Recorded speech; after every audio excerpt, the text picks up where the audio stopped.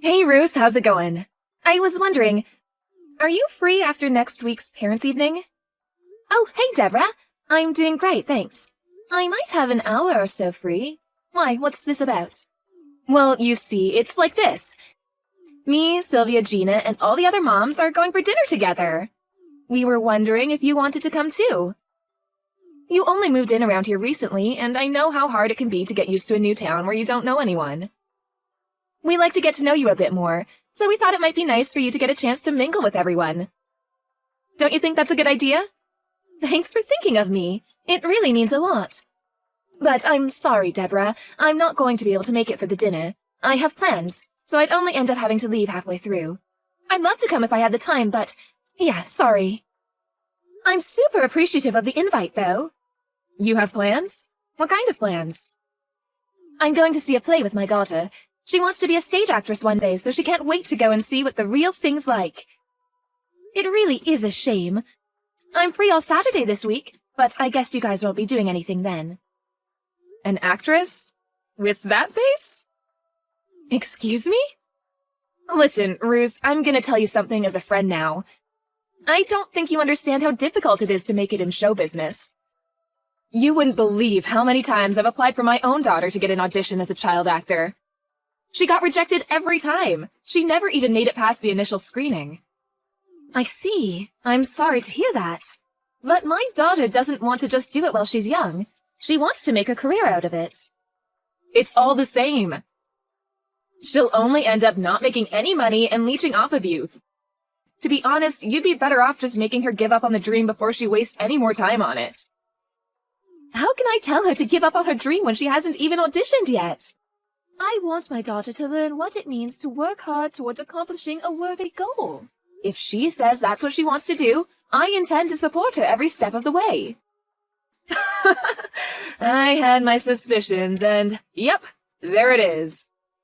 You just want people to think you're interesting, don't you? It's so obvious, admit it. I mean, really? This is kinda cringy, Ruth. Could you, stop? I really don't know what you mean. To think we went out of our way to invite you, and this is how you repay our kindness? You're such a letdown. Things could get quite difficult for you in this town if you refuse the kindness of your friends. You know that, don't you? Please don't misunderstand me. I'm super grateful for the invite, I really am. But I can't just remain silent while you insult my daughter's appearance or tell me I should force her to give up on her dreams. To be honest, what you said made me uncomfortable, and I'd appreciate if you kept those kinds of comments to yourself in the future. What? And, Deborah, I think you should be careful not to use that kind of language in front of the kids. They're very impressionable. I have to go now. Goodbye.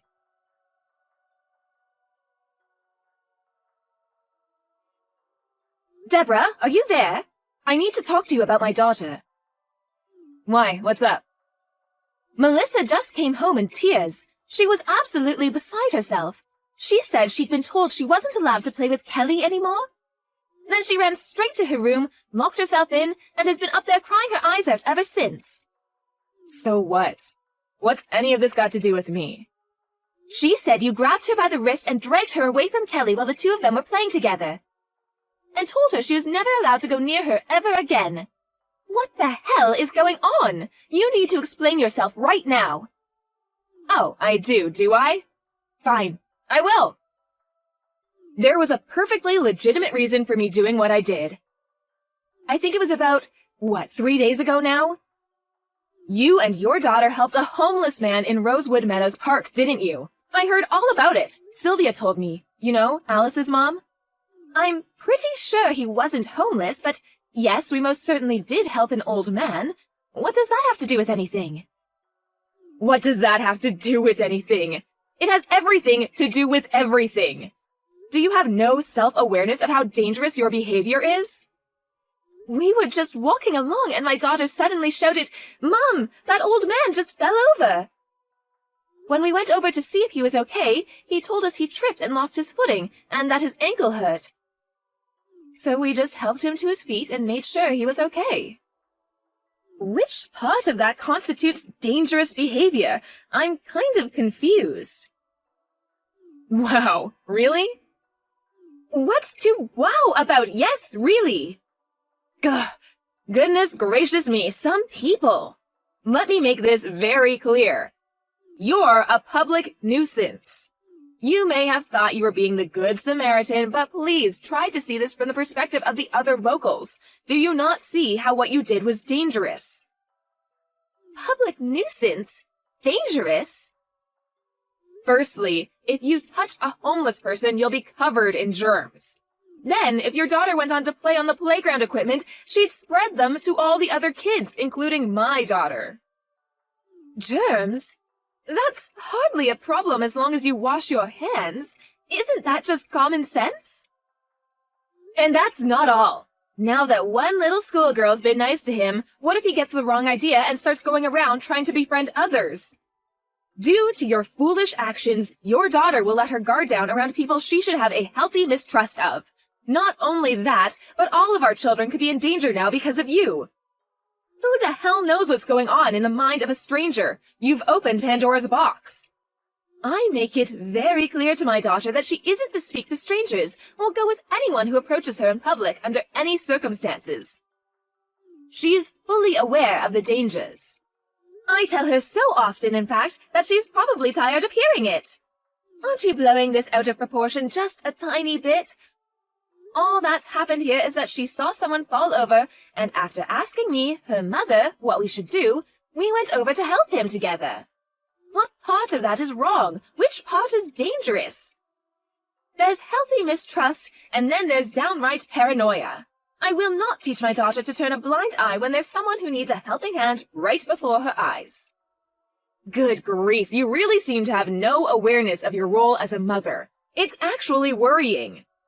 It's a mother's duty to teach her children the difference between right and wrong, what they should do and what they shouldn't. I'd hardly call wanting to help an old man on the floor and taking the necessary action to do so wrong. I was very moved by how my daughter acted that day. I was very proud of the way she reacted, and without me even having to prompt her at that. Tell me, how exactly does what you did benefit either of you? What is there to be gained from helping homeless people? Anything at all? I'm drawing blanks. We weren't thinking about what might be in it for us when we helped that old man. We just wanted to help him. Besides, I'm just repeating myself now, but he wasn't homeless. There's no sense in talking to you. You are beyond help. Oh, by the way, I reported you, your daughter, and that homeless man to the police. You did what? I told them there was a dangerous homeless man marauding around the neighborhood and a dangerous woman and her child helping him. I can't have my Kelly associating with people like you or your daughter. If they continue to be friends, she's sure to end up going off the rails. I just know it. They're forbidden from playing together from now on. Oh my God, please just wait. I will not wait. It's too late. Anyone in their right mind would do exactly as I have done. There's a dangerous family in the neighborhood, and we are all going to have to take action. But Melissa and Kelly get on so well. You know that, don't you? How could you do this to them? You're going to ruin their relationship if you go through with this. What if my Melissa starts believing she did something wrong and stops helping people because she's scared she'll lose her friends? Wow, is this really how you think? The way you view the world is actually disturbing. I can't believe you're trying to paint me as the villain in all this after what you did. I suggest you think very carefully before saying anything else, because you seem to be forgetting something here. My husband is the chairman of the local assembly. All it would take is one word from me and you would be finished in this town. Finished, I tell you. Oh, what's this? You ignore my messages the moment things start looking bad for you? Fine, I'm sorry. I was in the wrong, okay? Will you please just rethink separating Melissa and Kelly now? Don't say my daughter's name ever again. I'll think about it on one condition. You and your germ-ridden daughter have to go to the hospital and get sprayed down by men in hazmat suits first.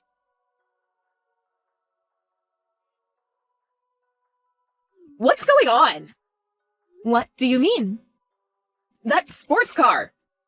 Oh, no, that's not our car. You can't hide anything from me. I know things. You're gonna overshadow me and my husband owning a beauty like that. Did you even think this through? I know, let's trade. Your car for ours, okay? If you do, I'll let your daughter play with my Kelly again. Come on, that sounds good, doesn't it? No, listen, it really isn't my car. Huh? Well, whose is it then? Since when do you know someone with a sports car? It belongs to the homeless guy from before. What? A homeless guy with a sports car? That makes zero sense. What are you talking about? Start being reasonable, woman. Listen, Deborah, I told you before, but he's not homeless. He's a movie director. A movie director? What? Apparently, our town was selected as a candidate for his next film, which is scheduled for release next year? Or it might have been the year after next. Anyway, the point is, that's why he was walking around our town. He wanted to get a feel for the place before making a decision. So that director is the old man me and Melissa helped. You know, the guy you and your friends treated like a homeless person and were very disrespectful towards. Wait, this can't be. What? How can a homeless guy be a movie director? For the 1000th time, he isn't homeless. But that's what Sylvia said. She said he was a filthy hobo. He was wearing scruffy, worn-out clothes and had a big, dirty beard. She said he was the most obvious hobo she'd ever seen. I think what you mean is he may have looked slightly homeless, but I can assure you he isn't. Personal appearance is a matter of taste, and everyone is different. You should think twice before judging a book by its cover next time. Oh, there's someone besides the director here, too. The person who guided him as he explored the town. The mayor. The mayor? What? Why? After we sat the director down on a park bench after his fall, me and Melissa had some urgent business to attend to that we absolutely could not afford to miss. So we made our apologies and left immediately. A few minutes later, the mayor, who'd left his seat when he realized what had happened, ran over and explained the situation to us. He insisted on thanking me and my daughter for what we did, but we really were in a rush, so after giving him my number, we went on our way.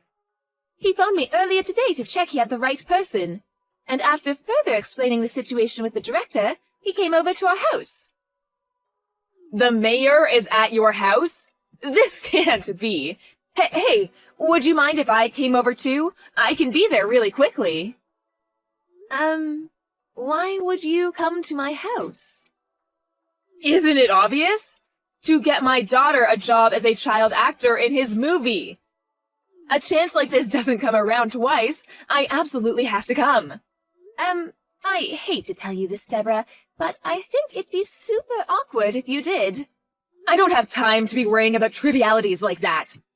My daughter's chance at finally being someone and making it as a big-time celebrity is here, right before my eyes, and I won't let it slip. She deserves this. I deserve this.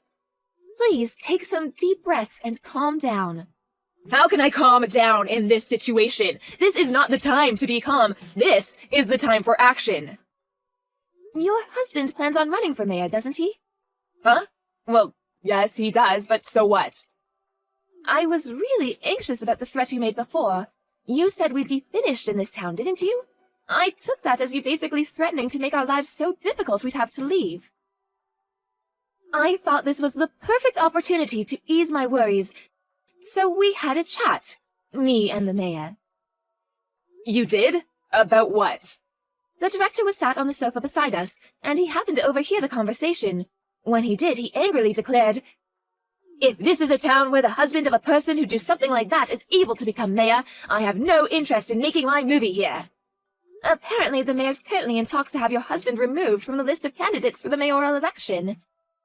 We're just a small town off the beaten track, you know. Revitalization opportunities like this only come around once in a blue moon. Losing this movie is the last thing the mayor wants. It's a real shame how this worked out for you.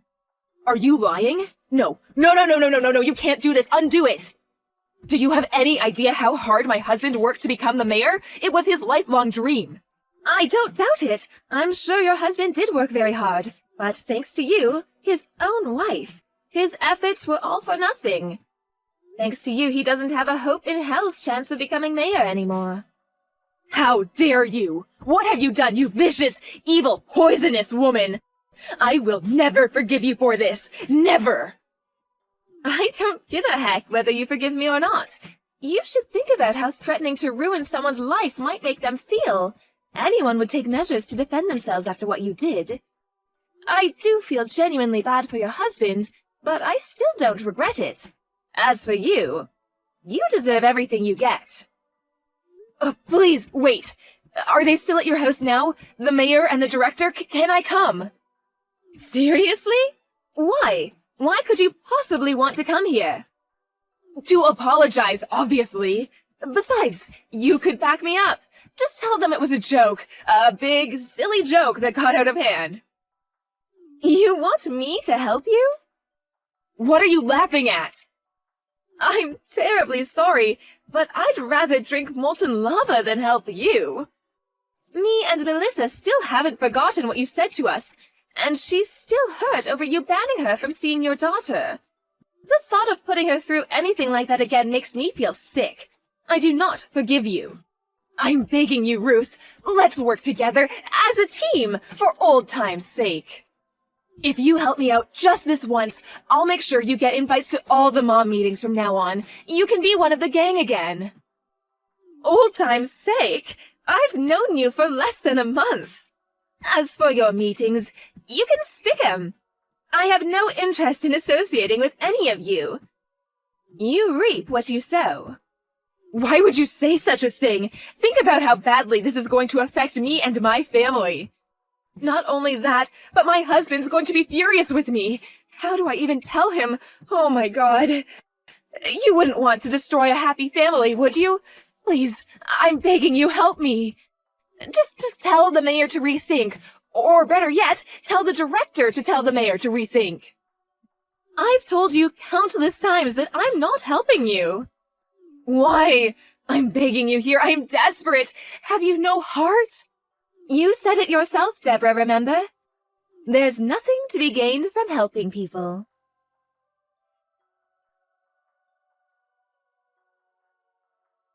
I blocked Deborah's number after she spam called me like a woman possessed.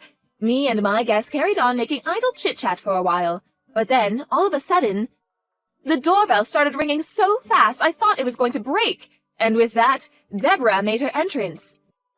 She introduced herself to the director and the mayor with a curtsy, probably attempting to display an air of refinement. But then, before she'd even stood up straight again, she started begging the director to award her daughter a child in his movie. I think my Kelly would be the perfect fit.